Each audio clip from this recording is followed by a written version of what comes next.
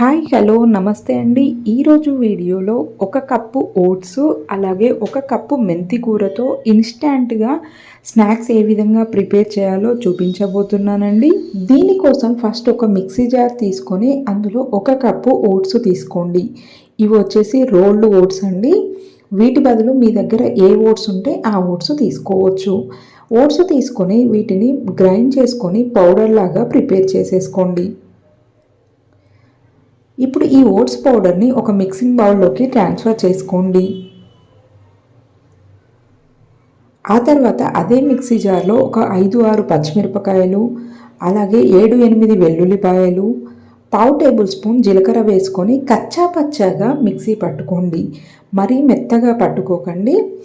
వీడియోలో చూపిస్తున్న విధంగా కచ్చా పచ్చాగా ఈ విధంగా మిక్సీ పట్టుకొని పక్కకు పెట్టేసుకోండి. ఇప్పుడు ఈ మిశ్రమం మొత్తం కూడా ముందుగా మనం ప్రిపేర్ చేసి పక్కన పెట్టుకున్న ఓట్స్ పౌడర్లో వేసేసుకోండి. ఆ తర్వాత ఇందులో ఒక కప్పు శనగపిండి, అలాగే ఒక కప్పు ఉల్లిపాయ ముక్కలు, ఒక కప్పు మెంతికూర, సన్నగా కట్ చేసుకున్న మెంతికూర వేసుకోండి. అలాగే 1 టేబుల్ స్పూన్ ఉప్పు, 1 టేబుల్ స్పూన్ కారం, 1/2 టేబుల్ స్పూన్ ధనియాల పౌడర్, అలాగే కొంచెం ఓమ తీసుకొని ఈ విధంగా హ్యాండ్లో రబ్ చేసుకొని వేసేసుకోండి. దీనివల్ల ఫ్లేవర్ అనేది చాలా బాగుంటుంది.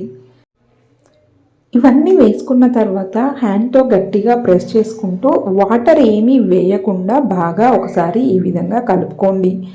ఈ విధంగా కలుపుకోవడం వల్ల ఆనియన్స్ అలాగే ఆకుకూరలో ఉన్న వాటర్ మొత్తం కూడా రిలీజ్ అయ్యి పిండి అనేది చక్కగా దగ్గర పడుతుంది.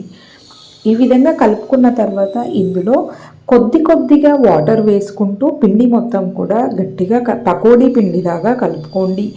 వాటర్ అనేది ఒకేసారి ఎక్కువగా యాడ్ చేయకండి. కొద్దిగా వేసుకుంటూ వీడియోలో చూపిస్తున్న విధంగా పిండి మొత్తం కూడా ఈ విధంగా రెడీ చేసుకొని పక్కన పెట్టుకోండి. మరీ గట్టిగా ఉండకూడదు, అలా అని మరీ లూజ్గా ఉండకూడదండి. వీడియోలో చూపిస్తున్న కన్సిస్టెన్సీ వచ్చేలాగా కలుపుకోండి. ఆ తర్వాత మీ హ్యాండ్స్కి కొంచెంగా ఆయిల్ అప్లై చేసుకోండి. ఆయిల్ కానీ నెయ్యి కానీ అప్లై చేసుకొని పిండి కొంచెంగా తీసుకుంటూ ఫస్ట్ రౌండ్గా బాల్స్ లాగా చేసుకొని ఆ తర్వాత వడ షేప్లో చేసుకోండి. ఈ విధంగా చేసుకొని ఒక ప్లేట్లో పక్కన పెట్టేసుకోండి. మిగిలిన పిండి మొత్తం కూడా సేమ్ ఇదే విధంగా ప్రాసెస్ అనేది రిపీట్ చేయండి. హ్యాండ్స్కి ఆయిల్ అప్లై చేసుకోవడం వలన చాలా స్మూత్గా విరిగిపోకుండా వడా షేప్ అనేది పర్ఫెక్ట్గా వస్తుందండి. ఈ విధంగా అన్నీ కూడా ప్రిపేర్ చేసుకొని పక్కన పెట్టేసుకోండి. ఇప్పుడు వీటిని డీప్ ఫ్రై చేయడానికి ఒక కడాయి తీసుకొని అందులో ఆయిల్ డీప్ ఫ్రైకి తగినంత ఆయిల్ వేసుకోండి. ఆయిల్ బాగా వేడెక్కిన తర్వాత ఇందులో మనం ముందుగా ప్రిపేర్ చేసి పక్కన పెట్టుకున్న వడలన్నీ కూడా వేసేసుకోండి. వేసుకొని వీటిని మీడియం ఫ్లేమ్లో పెట్టి ఫ్రై చేసుకోండి. హై ఫ్లేమ్లో పెట్టకూడదండి. హై ఫ్లేమ్లో పెట్టినట్లయితే పైన అనేది మాడిపోవడం జరుగుతుంది, లోపల సరిగ్గా కుక్ అవ్వదు. కాబట్టి మీడియం ఫ్లేమ్లో పెట్టి ఫ్రై చేసుకోండి.